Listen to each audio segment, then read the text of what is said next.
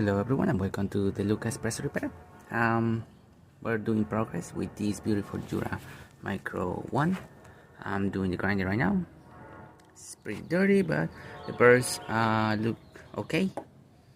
We're gonna be cleaning the entire thing. I already cleaned some parts of the machine. Upper base, pretty clean. The inside of the machine, looking much cleaner. Same with the top, back, and also from this side.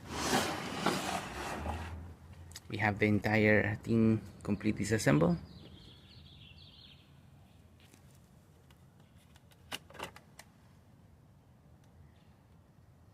And already getting clean.